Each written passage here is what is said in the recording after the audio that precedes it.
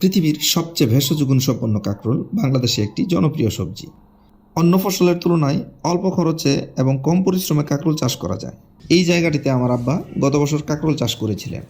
এবছর আর কাঁকরোল চাষ করা হয়নি এবং এটি এখন একটি পরিত্যক্ত জায়গা। গত বছরের কাঁকরোলের মূল থেকেই চারা গজিয়ে কোনো রকমের পরিচর্যা এবং যত্ন ছাড়াই এবারও এখানে ধরেছে প্রচুর কাঁকরোল, যা আমাদের জানাই ছিল না। শুধু এখানেই না, বাড়ির আশপাশের বিভিন্ন জায়গায় থোকায় থোকায় ধরে আছে এই কাঁকরোল, কোনো রকমের সার গোবর এবং পরিচর্যা ছাড়াই। আজকের ভিডিওতে আমরা জানানোর চেষ্টা করব কাঁকরোল চাষের পদ্ধতি, আয় ব্যয়, সুবিধা অসুবিধা সহ টুকিটাকি সকল বিষয়। তা চলুন ভিডিও শুরু করি। আমার নাম মজলিস। আমি জন্মের পরে থেকেই করতেছি। মাটির নিচে আলু আছে, আলু লাগাইতে হয়। আলু লাগানোর পর আপনার এই চারা উঠে 2-3 মাস পরে, আলু লাগানোর 2-3 মাস পরে চারা উঠে। চারা ওঠার পরে আমরা এই জমিগুলাতে আমি এই হলা দিই। হলা দেওয়ার এই 1 মাস 15 দিন পরে থেকে এই কাঁকরোলের ফুল ছিটতে থাকে। আমরা এটা ছোয়াইতে থাকি আর কি, বেড়া ফুল দিয়ে। মূলগুলো দেখতে অনেকটা এরকম।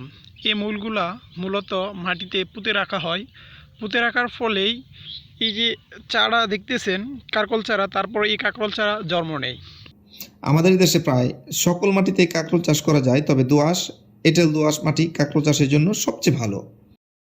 কাঁকরোল চাষের জন্য এমন স্থান হতে হবে যেখানে পানি কোনোভাবেই জমে থাকতে পারবে না। কাঁকরোল চাষের জন্য জমিতে 4 থেকে 5 বার চাষ ও মই দিয়ে মাটি ঝুরঝুরা করে নিতে হবে। এরপর 5 থেকে 6 ফুট দূরত্বে বীজ বপন করতে হবে। মাত্র 10 থেকে 15 দিনে কাঁকরোল বাজারজাত করার উপযোগী হয়। এইটা 10 থেকে 15 দিন পর বাজারজাত করতে পারবো। আলহামদুলিল্লাহ বছরে 1-1.5 লক্ষ টাকা লাভ আমার হয়। আচ্ছা, যাক, আপনার এই জমি কতটুকু আছে? জমি এখন 20 ডিসিম, যেটাকে আমরা আদগানি বলি, কানির অর্ধেক।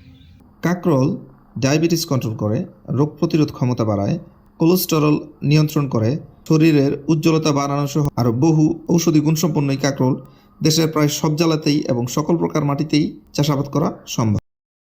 কাঁকরোলের পুরুষ ও স্ত্রী ফুল আলাদা গাছে জন্মায়, তাই পরাগায়ন নিশ্চিতের লক্ষ্যে স্ত্রী গাছের পাশাপাশি আনুপাতিক হারে পুরুষ গাছও থাকতে হবে।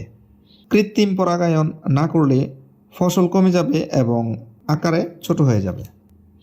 তো দর্শক, এই ছিল আমাদের আজকের ভিডিও। আশা করছি আমাদের আজকের ভিডিও আপনাদের কাছে ভালো লেগেছে। আপনাদের কাছে ভালো লাগলেই আমার পরিশ্রম সার্থক। শীঘ্রই দেখা হবে নতুন কোনো ভিডিও নিয়ে। সে পর্যন্ত সবাই ভালো থাকবেন, সুস্থ থাকবেন। আল্লাহ হাফেজ।